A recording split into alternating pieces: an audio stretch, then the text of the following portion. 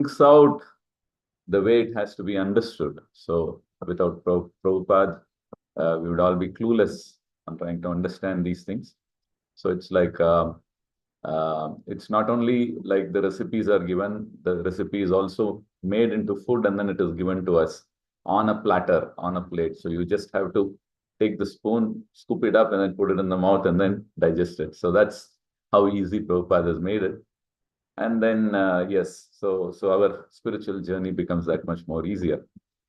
So seeking the blessings of all of you so that I'll be able to do some justice to these verses, and I'll say the right things come at the right time in the right spirit. This is a seva to the Guru Parampara, and this is for the pleasure of the Lordships and for my own purification. Not necessarily in that order, because my purification comes first. Okay. So here, actually, like I said, this is a genealogical table of the daughters of Manu. So how they were married, who are there. So what was the basic instruction that was given is to go and populate the world. So we might wonder why such an instruction is given.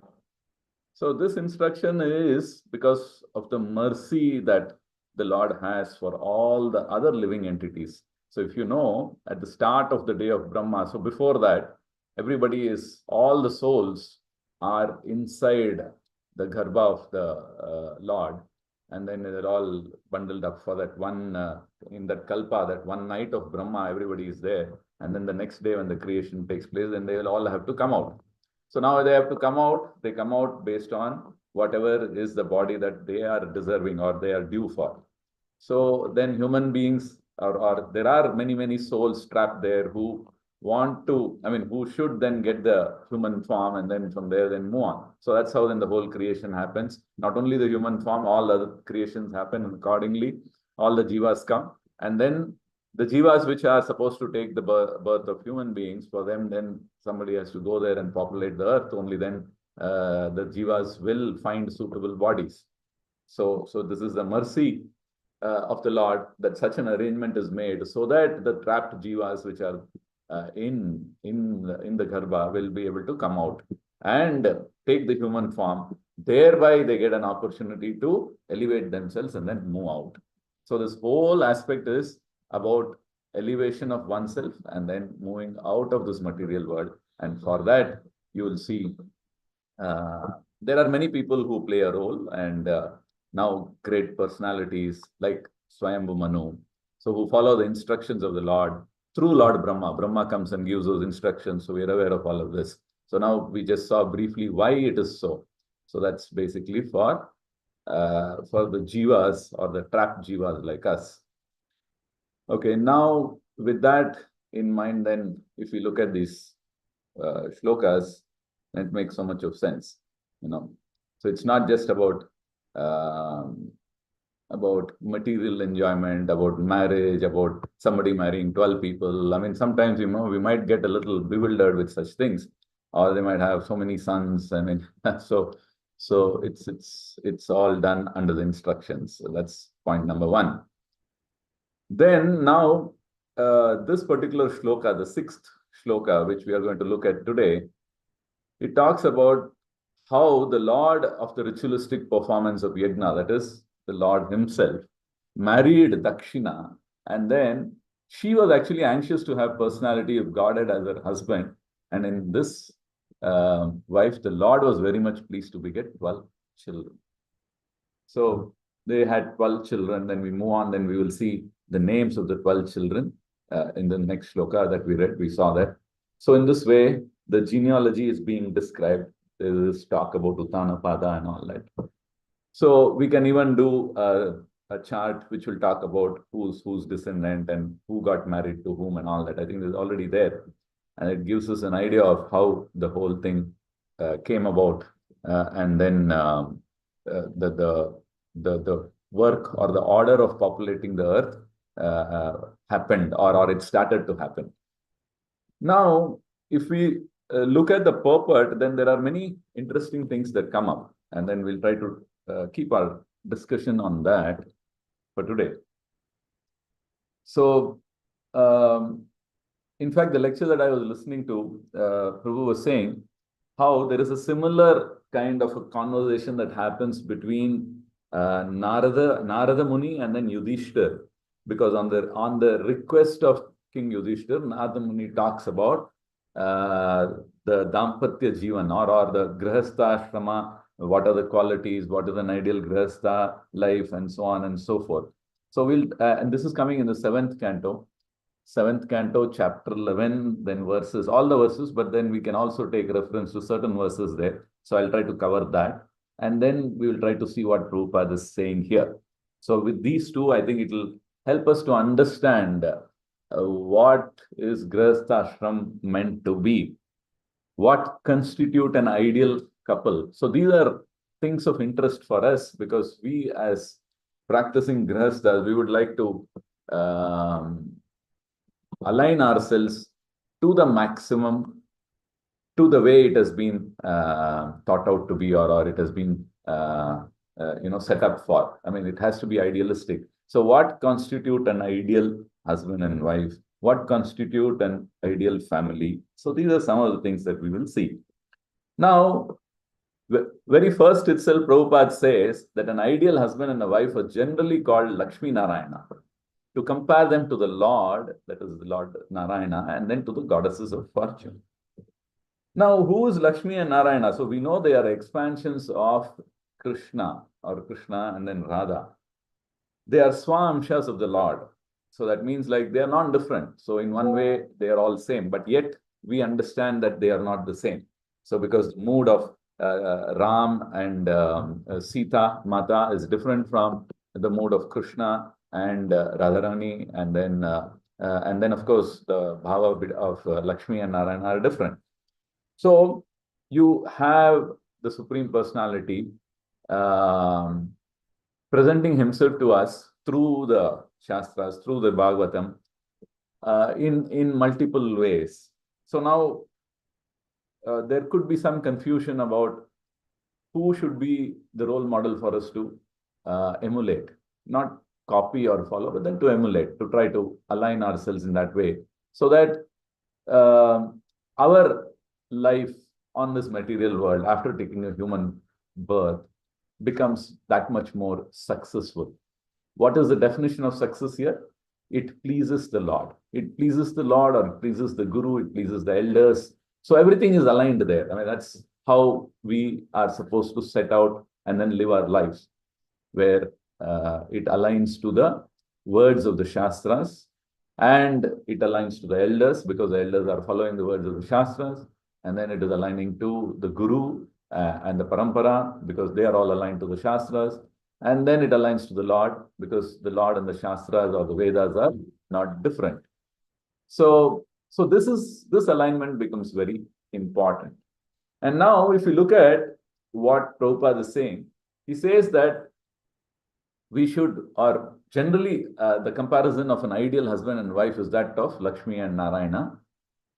And it is significant that Lakshmi and Narayana are forever happy as husband and wife. They don't quarrel, or there is no discontentment, dissatisfaction, anger, and so on and so forth. So here Prabhupada says that the wife should always remain satisfied with her husband. And a husband also should always remain satisfied with his wife. So now, what is this aspect of satisfaction? And why is it necessary? So now, satisfaction as in, it's not based on one's own whims and fancies. Or if my husband buys me this particular vehicle, then I will be satisfied. I mean, it's not like that. I mean, it could be varied then. There could be a long list, and each one will be satisfied with something else. And then that satisfaction index keeps moving, and then it keeps changing. So then the best thing, when there is any confusion, what is the best thing that we are supposed to do? We are supposed to look at the Shastras and then see what it says. So Prabhupada in the purport talks about what the Shastras are saying, what personalities like Chanakya Pandit have said, and then what is satisfaction. So there it is said that if a husband and wife are always satisfied with one another, then the goddess of fortune automatically comes. So this is the carrot that is given, because Grihastha Ashram means it is about about taking care of the needs as well as the wants. So whichever way we look at it, so there is always this this single primary goal of having the best out of what the world is able to offer to us. And to afford the best or to get the best of what the world is offering, there is this need of money or wealth. So there is this underlying requirement of wealth that is there across all ages. You will find this. What they want could vary, but then how to acquire it, that everybody is clear. They know that there has to be wealth, then I can get whatever I want. So now that is the carrot that is being given to us as practicing grihasthas, where it says that Lord Lakshmi comes, or she automatically comes. You don't even have to invite her if the husband and wife are satisfied. Now, what is satisfaction? We'll try to see that a little bit. So here Prabhupada says that, where there is no lamentation between the husband and the wife. Sometimes you will see people, the grihasthas or the couples are cribbing. Like they say, oh my God, what have I landed myself into? Look at the way I'm being treated. It would have been so much better if she was not there or he was not there in my life. Things were so much better before marriage. And what sort of a partner I have for myself. I wish I would rather dead than go through all these. This cribbing nature is not approved of in the Shastras. See, what happens is, though there is this normal tendency to crib, some of us have it we might express it openly, some of us may not. But then there is always this victim consciousness is something that is overplayed or underplayed, but then that victim consciousness is always there. It's not like it is not there. And that's detrimental to our progress. That is what the Vedas are saying. That is what Prabhupada is trying to say in this particular purport, where it is said that Chanakya Pandit's reference is being taken, and then it says that like Shri Swayam Agatam. So this was where it's there in that 7th canto, where again this reference is taken, and then where it is said that Shri is Lakshmi ji. So Lakshmi Mata, Swayam Agatam. She comes on her own. There is no need for any invite. There is no need for any special puja. If husband and wife are satisfied with each other, then the goddess of fortune comes and then dwells there on her own, out of her own will. So she's like obliged to come, kind of, we can take it like that. So this is an aspect that we will have to always remember, and then ensure that one doesn't get into this cribbing mode. There could be some differences. It is not like everybody is ideal. Or every marriage is so idealistic, or there are no disagreement and all that. So no, it's not like that, because each one of us are individuals. So all of you know, and then we realize that there are differences. But accepting the difference as a whole package, there is always, everybody has some good and bad. But then what happens is we only end up seeing the bad or the negatives. And thereby we get blinded by the positive, or blindsided by those positive traits or qualities. It doesn't become so obvious. It doesn't come to our mind. We take it for granted. But then the ones which are not there, the gaps, that become very visible. That's human nature. Like they say, or under that white background, the black spot is what is noticed first. So everything is so white and clear, but then there's one or two black spots, then that quite catches the attention of everybody. That's our nature. So faults are what catches our attention. But then here in the Shastras, it is said that we will have to rise above that. And how do we rise above that? That we can rise above that by accepting our situation, or becoming satisfied with what is given to us or what we have chosen. So it could be an arranged marriage, or it could be a marriage where you ended up choosing the partner first and then went ahead. So either way, whether what is given to you, what comes to you, or what you have chosen, so being satisfied with that.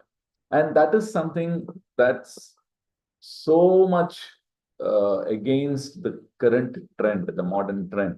Because the modern trend is not about being satisfied. It is about wanting to have more and more. And that is again human nature. In Shrimad Bhagavatam, elsewhere, it says, I think it's in the Mahabharata, there is a mention where it says that somebody who's not. Hare Krishna, Prabhuji. We can't hear. Okay, now we can hear. Sorry, was there a problem? No, Mataji, we can hear, Mataji. We can hear. Yeah. I'm very sorry. Hare Krishna. Okay, I hope it's clear now for everyone. So anyway, so what I was saying was, in Mahabharata, there is this mention where it says that even if you offer the entire world to an individual, the entire world, then that person will still not be satisfied. He is not satisfied, he or she, either way, a living entity. So even if you are given all the women in the world, still you will want more. So this is the human nature, because satiate, trying to enjoy, one cannot get satisfaction or move towards satisfaction by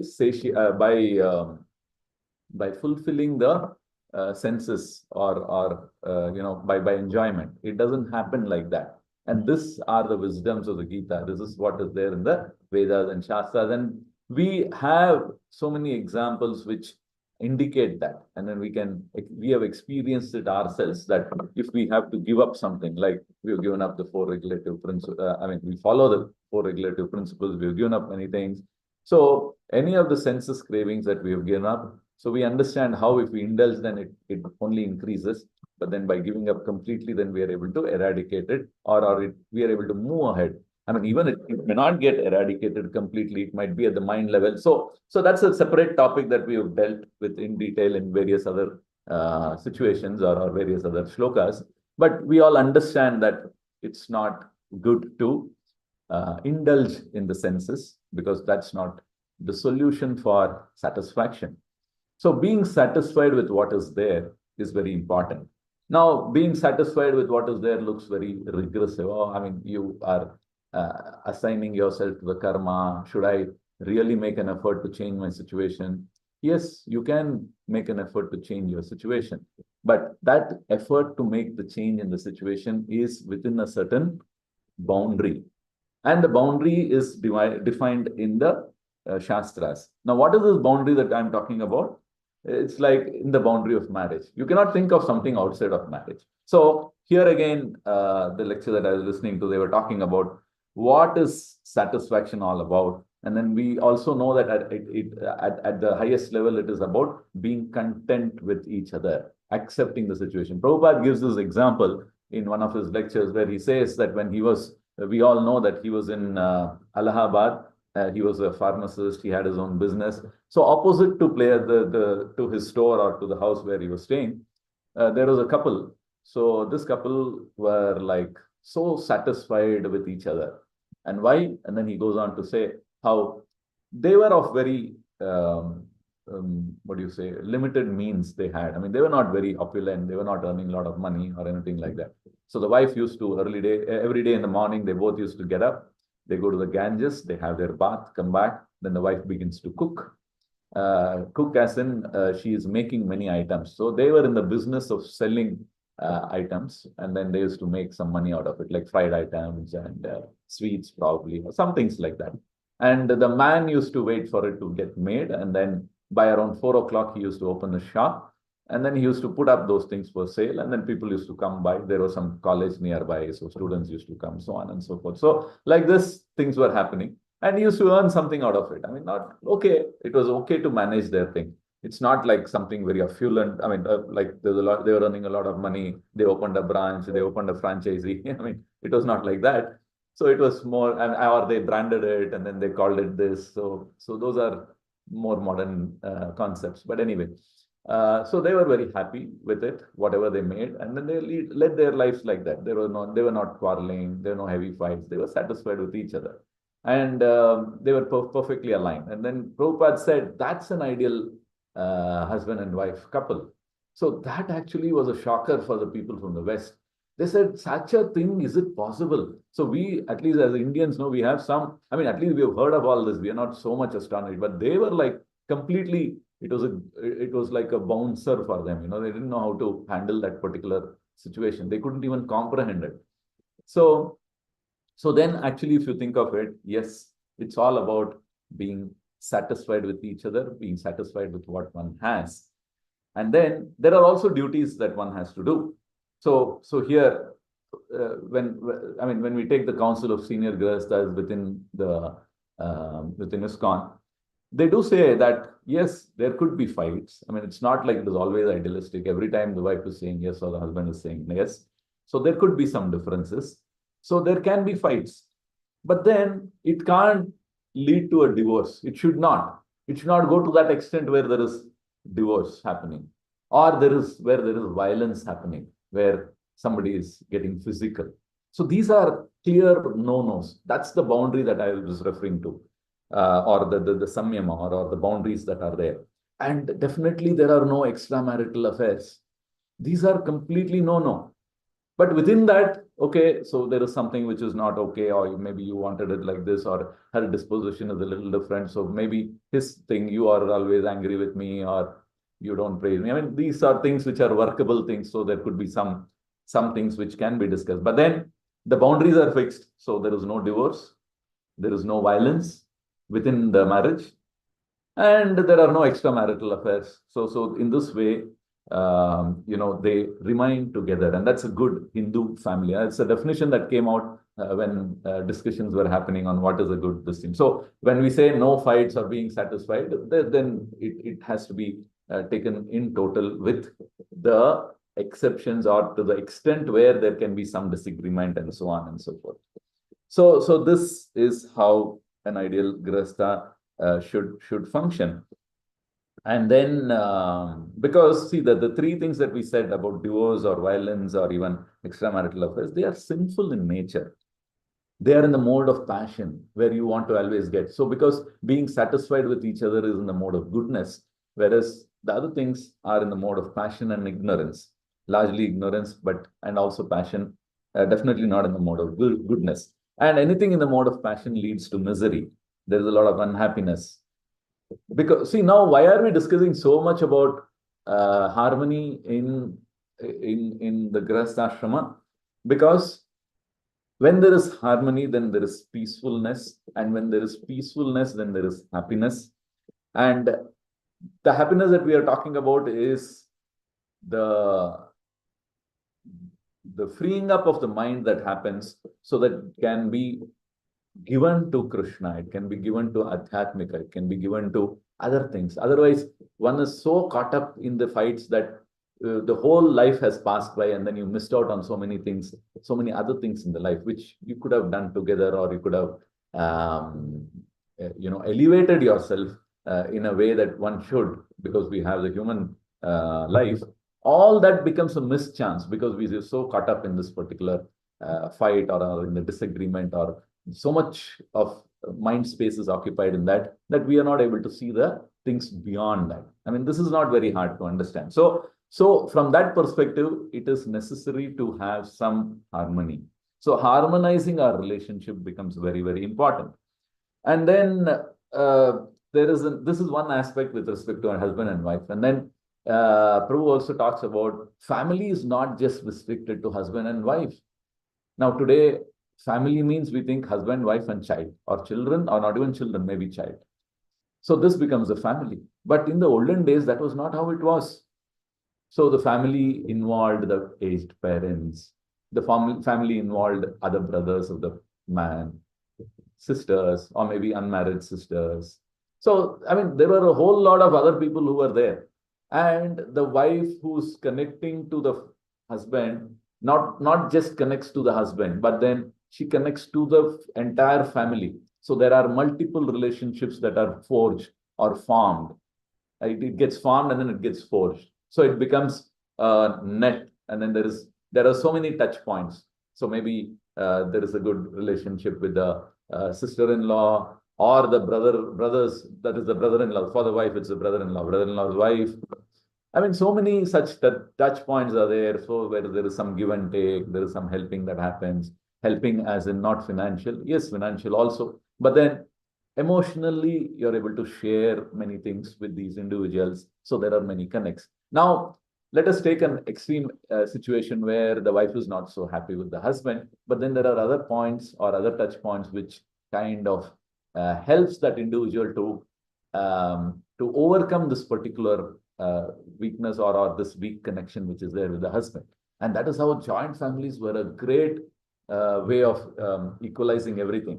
Like children born in joint families, they actually don't feel the loss of the mother, even in an extreme case where the mother is not anymore. But then they always had this Chikama, and Periyamma, all of them to somehow take care, or even the grandparents are also there. So somehow it used to get filled up. So that's a family. And family is now completely wiped out, or it's almost getting extinct. At least in the Western world, it is non-existent, whatever I just spoke of in the last 5 minutes. In India, you still see traces, or at least people are able to relate to it to some extent. But then we have seen it so often that we think we only see the bad of the joint family, all the negative things that have happened. Of course, there are fights there. That means there is more, we have to invest more time and energy to keep those relationships up and running. But then that whole thing is for harmonizing, for the good of the family. So for the common good of the family. So if one has that maturity to look at it, and that maturity only comes in following the Shastras, and that is what is being brought out so wonderfully. So balance is very critical. And the whole culture, the whole society was like that. Varnashrama system was put in place in that perspective, so that there is some harmony and some balance, so that people don't have to unnecessarily fight, or they have to waste their time, their human life in trying to sort out things, putting out fires and so on and so forth, and then miss the big thing, which is self-realization or God realization. So you are not able to allocate any time. Now today, people are so busy earning money, so they don't know how the years pass by. You ask somebody who's on the verge of retirement, I don't know how the 30 years went. All I used to do was I used to go home, work, and then come back. And that's a very pathetic thing. With some points or some instances that have happened, like the birth of a child or children, the marriage of them, and, some points are there which they are able to recall. But otherwise, it's just like one, I don't know how the days went. So we shouldn't get into that. And the Vedas actually are put in place, and then the instructions are such that we don't allow that to happen by accepting it, by making ourselves strong internally, so that any of these things that we face, we are able to take it in a proper way and then move on with our business of getting out of this material world. So this is what is being told. There are children. We need good children, but then if children are always not necessarily that they're always good, but then we try to love them, continue to love them. And then with love, then you can overcome them. We can transform them. We can change them. Prabhupada was giving another example where there was this lady whose husband has actually gone out. He had walked out. This was in the olden days, not now. And she had children and all of that. And then she used to run her household, and somehow probably he was supporting him in that way. But then he had gone to some other house, means he had an extramarital affair, and then he was staying with someone else.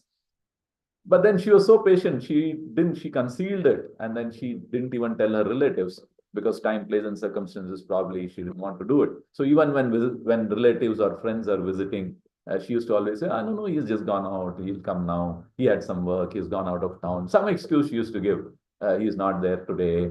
Make it look like he's always been there, kind of a thing. But then over the years, then they realize that the actual thing, this is what has happened. And then actually what happens is, that kind of patience actually paid off for her. And then the man came back realizing his mistake. So she was able to somehow give time. I'm not saying that everybody should do that, but this is the view or the perspective or the type of thinking that was there in the earlier days, where they accepted their position. This is not told in a regressive way or in a subjugation kind of a way, but by and large, people had a lot of patience. And patience, we are not talking about the number of days or number of months. It was in terms of number of years. They could wait it out. They could wait out lifetimes. So that's something unthinkable, because we have been trained to move in the opposite direction with instant food, with everything is instantaneous. You want to, earlier days, if you want to watch a particular movie, I mean, even if it is material sense gratification, you have to wait for it. You have to see where it is coming again and then go there to the theater and do it. But today, we all know. If something comes to your mind, you want to watch, you just Google and then you get it and then you download and then you can watch. It is so instantaneous. So there is no instant gratification seems to be the norm. So thereby the ability to exhibit patience is completely getting eroded. But patience is in the Sattva Guna. So we need to be aware of these things, and then we'll have to train ourselves to be a little more patient, especially when we are dealing with Adhyatmika, when we are dealing with relationships, when we are dealing with emotions, when we are dealing with relationships. We'll have to show that patience, and that patience will definitely then have its own results or rewards. And that will be more lasting than the instantaneous remedies that we look after, like we seek for, like, oh, we don't get along well, and then, without showing any patience, and quickly move to the court, and then, get a divorce, and then go and marry again, and then you realize sooner or later that I have the same problem with this person also. And then you change another one. And then there are people who have been doing this continuously without realizing that the fault is with me. So whoever I'm going to associate with, there is going to be the same problem.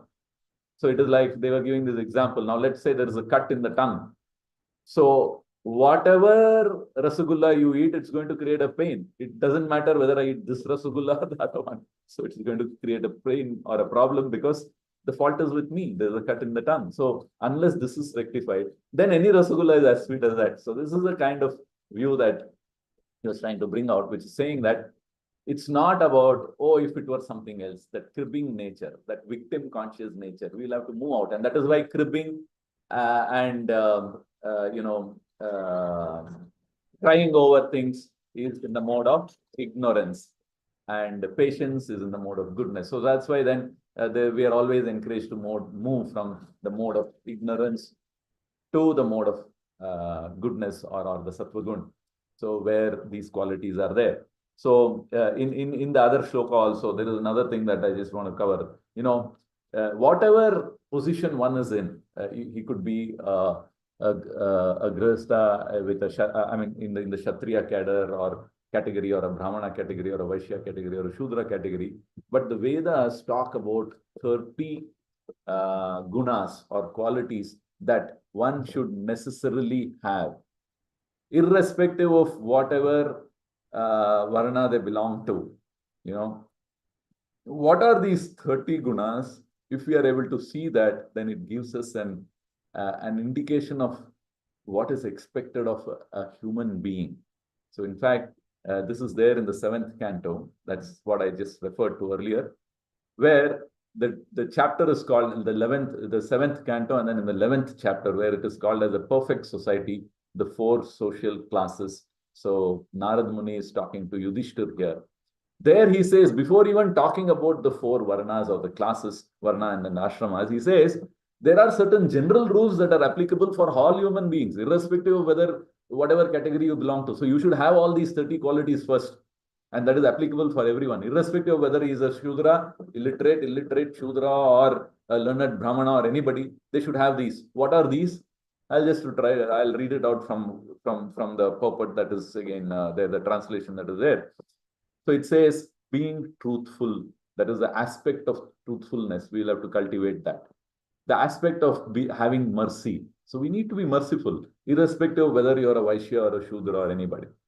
We need to do some austerity. The level of austerity can vary. A Brahmana can be more austere than another one, but then the aspect of austerity should be there. Observing fast, etc. Then bathing twice a day means being clean. Cleanliness is next to godliness. So bathing twice. Then tolerance. This is what we were talking about. Tolerance is a quality that has to be cultivated across all varnas, which means that if we are in a human form, then we need to have these qualities. Discrimination between what is right and wrong. Just because I'm a Shudra, I'm uneducated, I can do whatever I want. No. There should still be discrimination between right and wrong. Whether how I earn my money, by fair means, unfair means, morals, not like that. Control of mind. Everybody has to control their minds.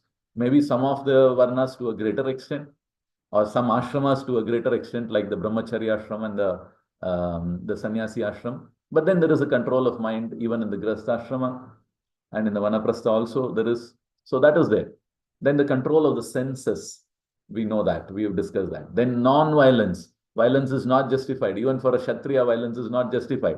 There could be killing, there could be violence. Prabhu, what are you saying? The whole Mahabharata war was full of violence. But that is not violence, that is Dharma Yuddha. So violence here is defined in a different way. It is not about justice being rendered. A Kshatriya need to do that. But there again, he is non-violent because he is doing it for the benefit of that individual so that his karma is getting clear. So that's the view that is given to us through the Shastrik or through Sanatana Dharma. Non-violence. Then celibacy, that is applicable for all the varnas. And then charity. That is, we have to cultivate the thing of giving something to somebody, sharing things with others, charity. Then reading of scriptures. So reading and trying to understand, elevate oneself. Simplicity, leading simple life, no duplicity, no inside one, outside one. I project myself as somebody and so on and so forth. Simplicity. Then the key word for today, satisfaction, being satisfied in the various relationships, not expecting too much from the other partners or a friend or anybody for that matter. All relationships become successful when you stop having expectations from people. Then we move into the satisfaction mode. That's a very important point actually. Then rendering service to saintly persons, people who are saintly, who have given up, renounced everything. So rendering services to them. That can be done by all the four varnas. Gradually taking leave of unnecessary engagements. That is renouncement. Observing the futility of unnecessary activities of human society. Discerning, trying to realize, oh, this is a waste of time. This is more useful, so on and so forth. Remaining silent and grave, not talking too much. Silence, listening. And avoiding unnecessary talks, prajalpa. Considering whether one is body or soul, means in the mind, going over, who am I?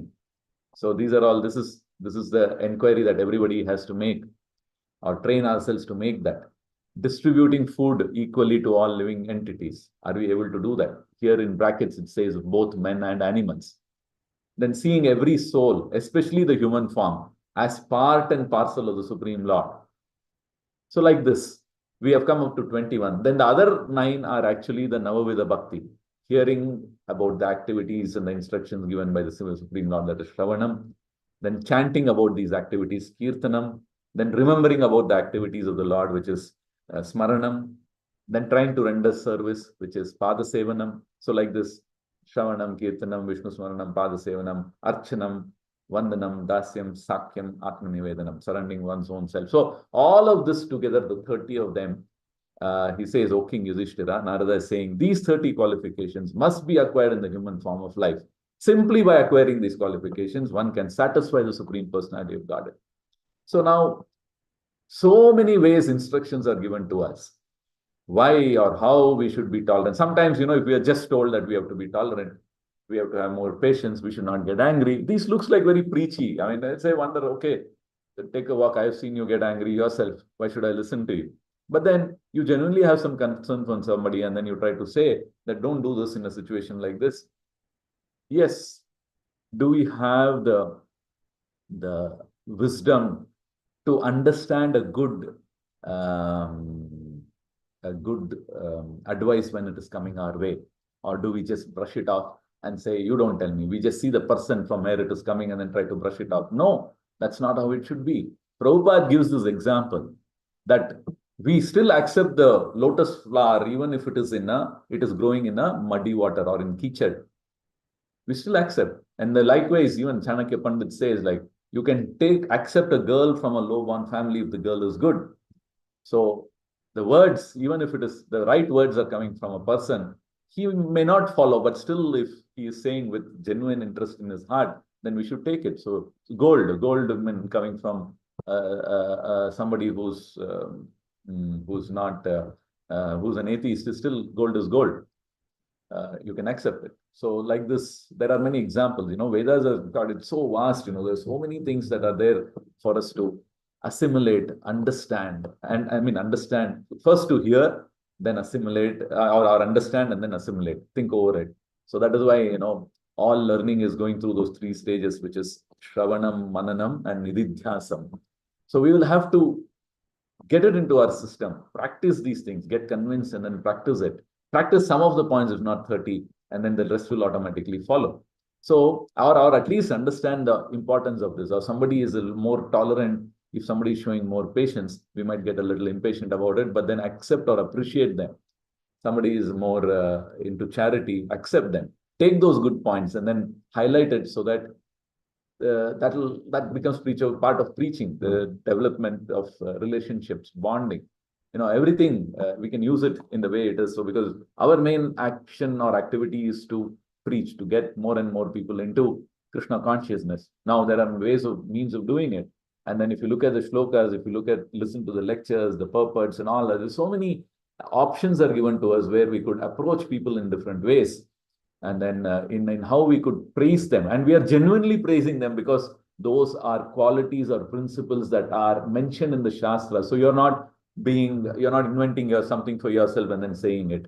So you can be confident of that. And you can even quote and then make that other person develop some amount of respect for the Shastras because, oh, it's given in the Shastras. I see, I didn't know that. So then the respect for the Shastras goes up a little notch higher, for the individual. So like this, for ourselves and for others, we have so many instructions, so many qualities. And ideal grahastha ashrama, one aspect is being discussed here. And that itself is so much difficult for us to follow, which is the aspect of being satisfied in a relationship. Satisfaction is a quality that has to be nurtured or cultivated by all of us, irrespective of whether you're a Kshatriya, Brahmana, Vaishya, or whatever tendencies one has. Okay, so this is needed for progressing in spiritual life. So now somebody might say, why are we discussing so much about material things? Because anyway, everything is becoming a zero. Yes, everything is becoming a zero. But then the journey that we have to do, the way we have to elevate ourselves, for that we need this. Like it is like saying a student who likes a particular subject, let us say physics or math or whatever it is, he likes it so much. Oh, you like the subject so much, irrespective of the environment, you can sit and study. You might make a statement like that, but that person knows that if the environment, there is a lot of noise, that doesn't mean that you can go to a theater hall and then sit and do your study or your favorite subject with the same concentration as you would do when you're not in a theater hall, or when you're not in a stadium, or when you're not in a railway station where there's a lot of noise and distraction and all that.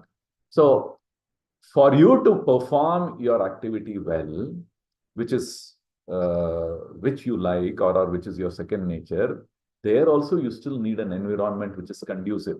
This is not very hard for us to understand. So a person who likes the subject will take extra trouble. He might probably shut the windows if there is a lot of noise outside, and then sit and then delve deeply into his subject matter.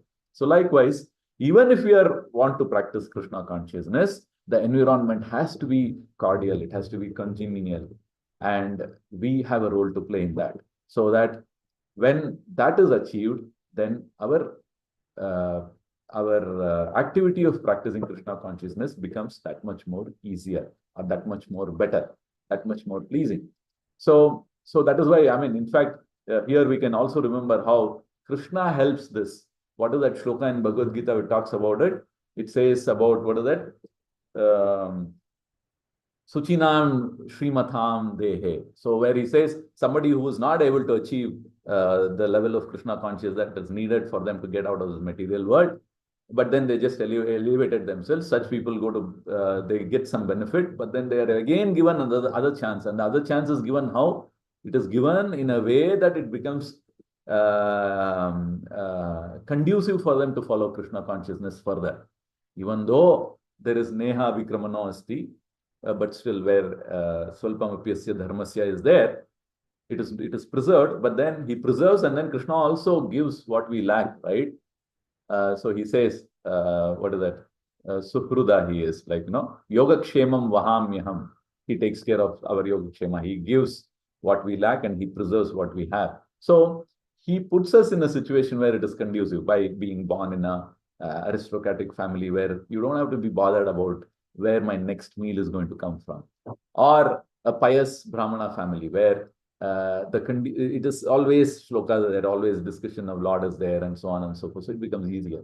So this creating this environment in the material world so that we are able to use it properly for advancing is important. So from that view, having a wonderful grihast ashram is nice. And the do's and don'ts, or what is the limit up to which it can be stretched and it can't go beyond, also we discussed, which is about not being sinful, because then it leads to downfall. And it leads to downfall means we get into animalistic jivas, which is not correct. So because we are excessively attached to certain things.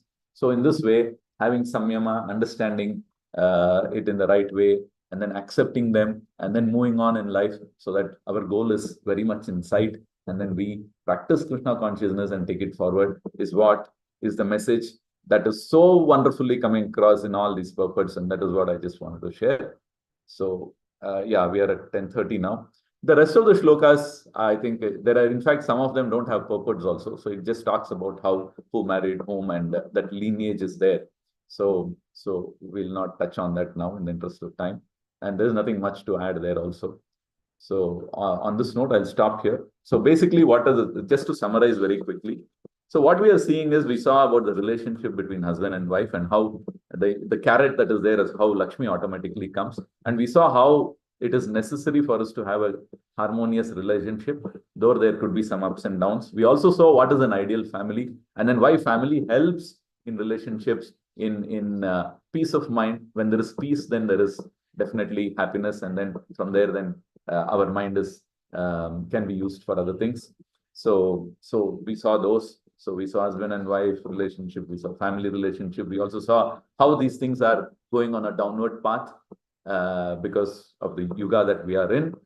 And then we also saw stories just to help us relate what is a successful grihastha life.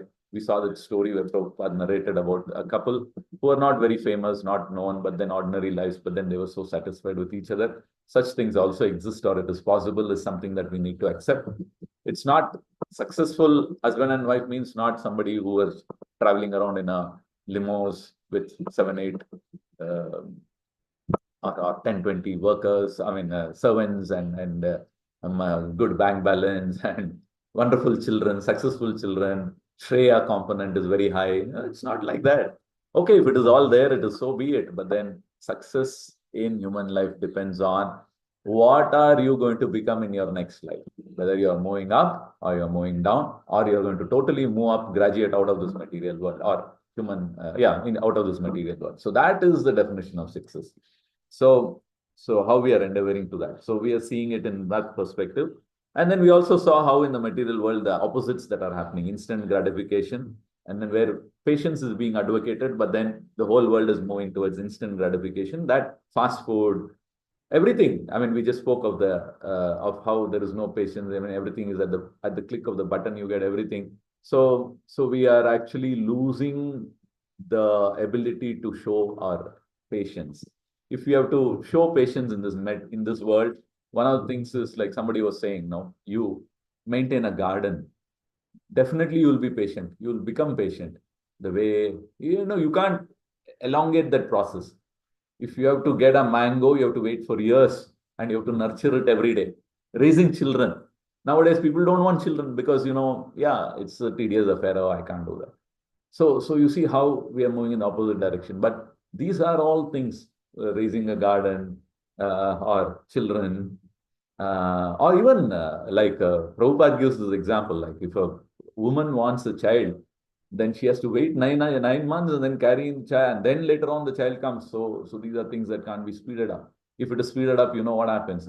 Ask any mother who has delivered a premature child, the amount of torture or the difficulty that she has to undergo to ensure that the baby makes it, and then out of the danger mark, So like this, there are things in nature nature is teaching us patience, whereas man is moving in the opposite direction. We are against nature in every way. So let's try to understand these things, and these things came out very well.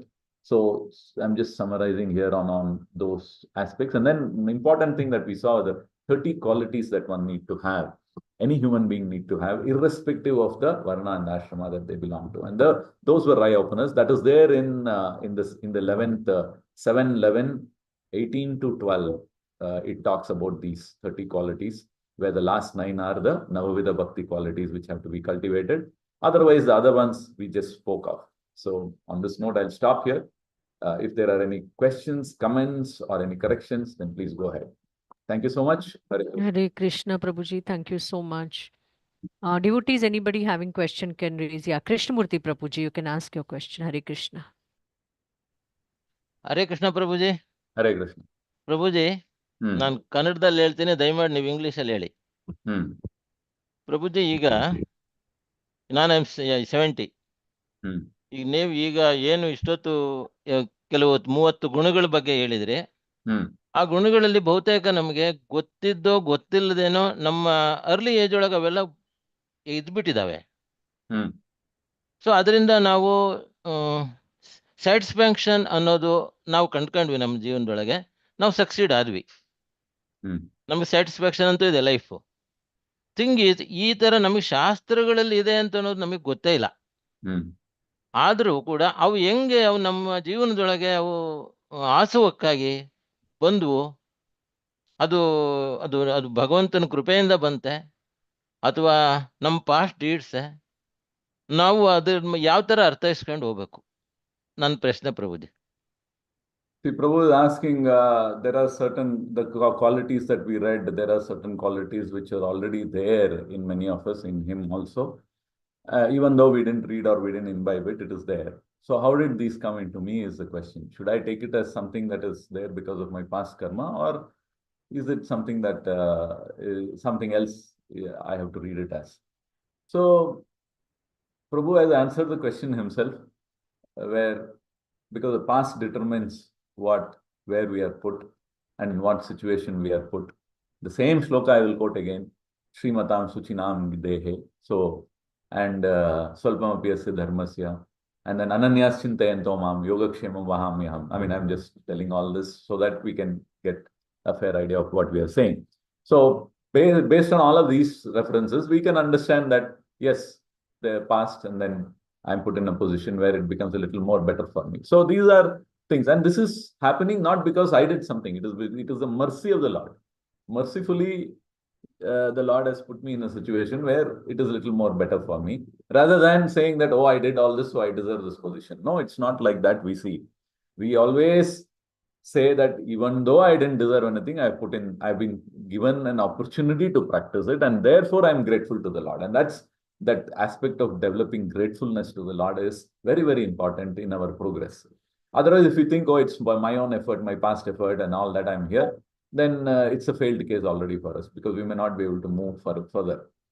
So while it is past good deeds, but then we always will think that it is the mercy of the Lord through the Guru, through other Vaishnavas, or the Lord himself, like how in various ways the Lord works. So we have been given this, though we don't deserve it. A Vaishnava or a practicing Vaishnava has this mood where he says, I don't deserve even this, but I've been given. I have passed by grace marks only. That's all. That's the mood that we have to carry. We should never carry the mood that, okay, I'm here because of my endeavor, my effort. That's not the view we develop. Even though that is also true to a great extent, but we did certain things and we attracted the mercy of the Lord. That's the way we have to see it. So you answered your question yourself, and I hope this clarifies. Hare Krishna Prabhuji, thank you. ಒಂದು ತಾವು ಏನು ಹೇಳಿದ್ರಿ, ಶ್ರೀಕೃಷ್ಣ ಭಗವಂತನ ಕೃಪೆ ಇಂದಲೇ ಇದಾಗಿದೆ ಅಂತ ಸದಾ ಒಂದು ಗ್ರಾಟಿಫಿಕೇಶನ್ ಅದು ಸದಾ ಇರ್ತದೆ. ಸೊ ಹರೇ ಕೃಷ್ಣ ಪ್ರಭುಜಿ, ತುಂಬಾ ಸಹಾಯ ಆಯ್ತು. Hare Krishna. Thank you so much. Suma Mataji, Hare Krishna. Thank you, Mataji. Hare Krishna, Prabhuji. Not any question, Prabhuji. What I learned in today's class, Prabhuji, with respect to my life, Prabhuji, when we are all grihasthas, when we see that of course we have all the problems in our life, so we have to analyze, like after coming to bhakti only with the mercy of the Guru Parampara and the chanting and all that, we are able to understand now that the satisfaction that we are looking is on 3 levels. Like the first is on the material level, from the partner, like are we expecting any house, any cars or anything material. And the second is on the bodily level and the mind level, such emotions or satisfaction and something like that. Those help, something like that. And the third level is on the soul platform, Prabhuji, like wherein we just want to progress in life, in spiritual growth, whether they are helping us in that way. So I just want to, when you said that, Prabhuji, like one can understand where is the limit. Like if we are not able to get the satisfaction or help from the soul level, so then it is time like we can take the guidance of other Prabhujis or anybody, because we want to progress. That is our ultimate goal. So this is what I've understood, Prabhuji. And to be Krishna consciousness. So to be in Krishna consciousness all the time. Ananya Chintayanto ma yejana pariyupasate. Yeah. Yuktanam yogakshemam vahamyaham. So the Lord has said that. So we have our duty is only to be always thinking about the Lord. So to attain that, we have to go to any extent to have compromise, to compromise with the partner and give up, and so that we can achieve our goal. So this is what I have understood, Prabhuji. And those who do not get the satisfaction even on the soul level also, they will become pure devotees like Srila Prabhupada. Yeah. So we have to think like that. This is what I have understood, Prabhuji, learned in today's class. Yeah, Hare yeah. Krishna. You're right, Mataji, everything, except a little bit of a caution in that statement that you made, where you said to any extent we'll have to bear. Hare Krishna. Hare Krishna. Were you able to hear me? So, just Yes, a little bit of a caution with that statement that you made, where to any extent we'll have to tolerate or we have to take on that. That can go in a different way, because see, this is not now, okay, I heard this, I will do. Even if I've heard this, I will do it after consulting the senior. Because what happens is when we consult the senior, even though we know it is the right thing, they might be able to see things which we may not have noticed it.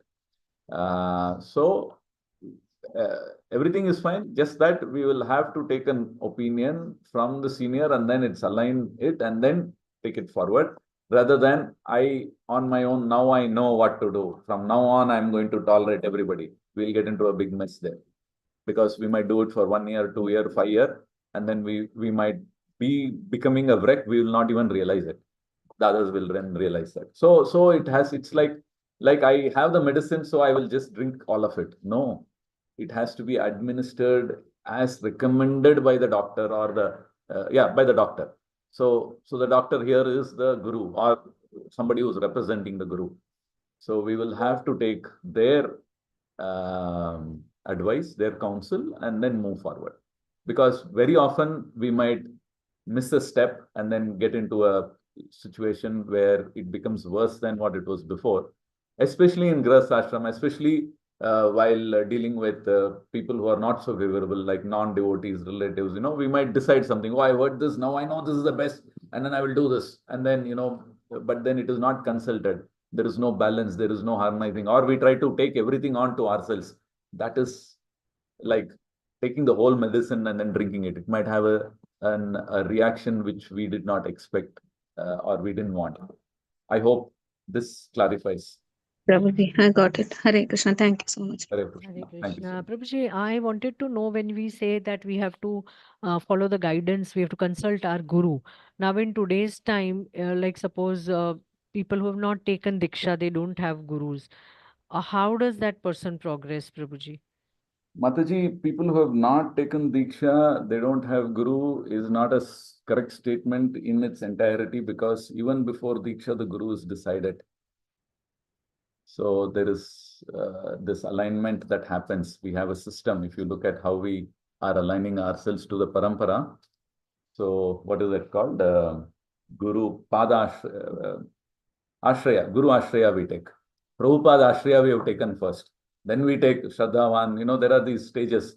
So anyway, Prabhupada Ashraya we would have taken. So we follow his instructions. That itself is enough. And then ask some seniors this is what Prabhupada said. This is how it has to be looked. So we are under the shelter already. And then to make it even more better, then we decide on the Guru, then Guru Ashraya we take. And then wait for a year and then practice through that. And then finally the initiation happens. So initiation is just like a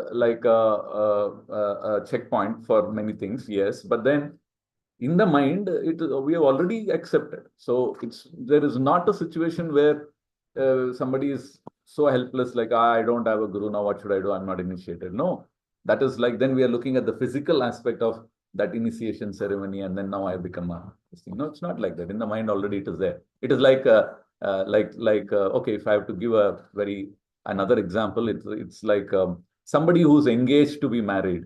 That individual already has accepted that person as an husband, isn't it?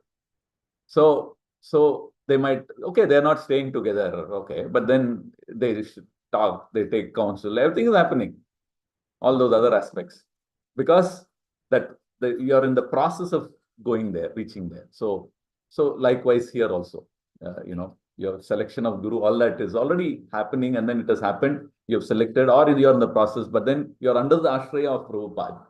So the grandfather is already there. So he spread his mercy arms around us. So we'll have to look at it from that perspective. The moment we are in ISKCON, we walk in, we pay obeisances to Prabhupada, irrespective of whether one is initiated or not initiated. Everybody is doing. They see the initiated people do, so they also do. So unknowingly, they are in the shelter. So that situation doesn't happen actually. This is for outsiders who don't even know all this. Yes, what you say is correct. Then that is why we bring them in. So bringing them in is connecting to the parampara. Physically bringing them into the temple means we're actually connecting them to the parampara. So I don't know if that answered Hare Krishna. Yes, Prabhu, I kind of understood what you were trying to say. Yes. So of course, whenever we go to the temple and otherwise also, we can meditate on Prabhupada and ask help in our personal life also, if we have any question mark as to how to accept or let go or have set our boundaries. Correct. Prabhupada is our shelter. Hare Krishna. Thank you so much, Prabhuji. Anybody has any more questions? There are no raised hands, Prabhuji. So can we end the class with prayers? Yes, definitely we can do that. Thank you so much. Thank you, Prabhuji, for your paying obeisances to all the Vaishnavas. Vancha kalpatrubhyasya kripa sindhubhyevacha paditana pavanebhyo Vaishnavebhyo namo namaha ananta koti Vaishnavavrinda ki jai. Jai. Gurudev ki jai. Grantraj Grantraj Bhagavatam ki Bhagavatam jai. ki jai. Hare Krishna Prabhuji. Jai. Hare Krishna. Hare Krishna Prabhuji. Thank you. Hare Dandavat pranam. Krishna. Hare Krishna, Prabhuji. Thank you. Hare Krishna. Thank you. Hare Krishna to all devotees.